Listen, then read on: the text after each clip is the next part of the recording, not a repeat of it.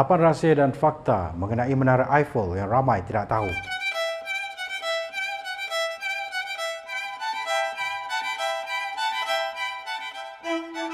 Menara Eiffel atau La Tour Eiffel merupakan salah satu mercu tanda paling terkenal di dunia. Menara ini sebenarnya direka sebagai pusat pameran dunia Universal pada tahun 1889 di Paris, bertujuan untuk memperingati abad revolusi Perancis. Malah ia juga untuk mempamerkan kehebatan mechanical moden Perancis di pentas dunia. Menara ini sebenarnya dibina oleh firma kejuruteraan awam Gustave Eiffel dalam tempoh 2 tahun, 2 bulan dan 5 hari menggunakan 7,500 tan besi dan 2,5 juta paku rivet. Sejak dibuka pada tahun 1889, menara ini telah menerima kunjungan lebih 300 juta orang dan masih berterusan sekitar 7 juta pengunjung setiap tahun. Namun ramai yang tidak tahu mengenai beberapa fakta dan rahsia mengenai menara ini.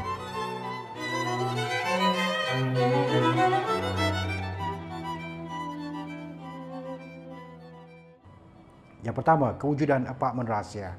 Gustave mereka bentuk menara ini, dia mengambil peluang membina sebuah apartmen rahsia untuk dirinya. Walaupun ia tidaklah begitu luas, namun ia cukup selesa dilengkapi dengan perabot. Apartmen ini telah pun digunakan oleh Gustave untuk kegunaan peribadi serta menjemput tetamu ternama, antaranya adalah Thomas Edison.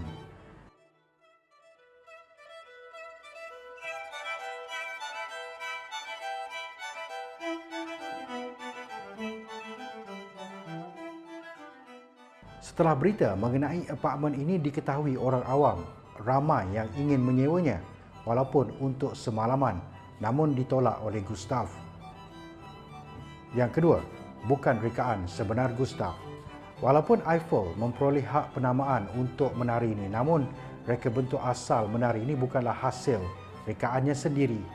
Rekaan asal Menara Eiffel sebenarnya dihasilkan oleh 2 orang jurutera yang bekerja dengan Gustave, iaitu Maurice Koechlin dan Emile Nouguier. Kedua-dua jurutera itu bekerja sama dengan arkitek Perancis Stephen Souvestre dan memasukkannya di dalam pertandingan untuk memilih tarikan utama bagi pameran dunia Universal.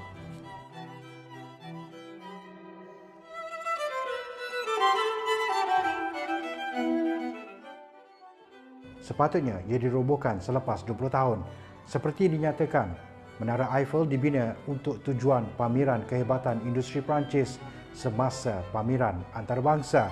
Namun ia juga dirancang untuk dirobohkan selepas 20 tahun. Untuk itu Gustave yang sangat bijak telah meletakkan antena radio dan pemancar telegraf tanpa wayar pada menara ini, membuatkan pemerintah Perancis pada ketika itu memutuskan untuk tidak merobohkannya kerana ia sangat berguna. Adolf Hitler telah pun memerintahkan Menara Eiffel dimusnahkan. Ketika Jerman menduduki Perancis semasa Perang Dunia Kedua, pemimpin Nazi Adolf Hitler memerintahkan agar Menara Eiffel dimusnahkan, namun perintah tersebut tidak dipatuhi.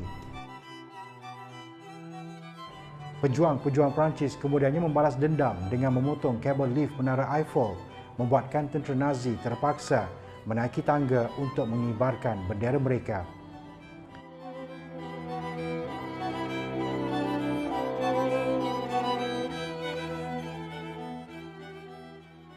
Menara Eiffel bukan hanya sebagai sebuah mercu tanda popular dunia, tetapi juga mempunyai makmal meteorologi. Terletak di tingkat 3, Gustave sendiri telah menggunakan makmal ini untuk mengkaji tentang fizik dan aerodinamik. Pada tahun 1909, terowong angin aerodinamik di pengkalan Menara Eiffel telah dibina untuk mengkaji tentang aerodinamik. Terowong ini digunakan untuk melakukan beribu-ribu ujian, termasuk pada kereta Porsche dan kapal terbang Wright Brothers. Gustave juga membenarkan makmal ini digunakan oleh saintis-saintis lain bagi tujuan eksperimen dan pengetahuan tentang sinar kosmik juga ditemui di makmal ini.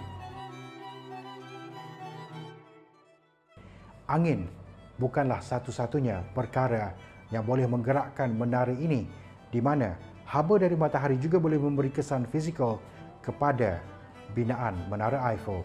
Panas terik boleh menyebabkan besi yang membina menara ini mengembang sehingga 7 inci.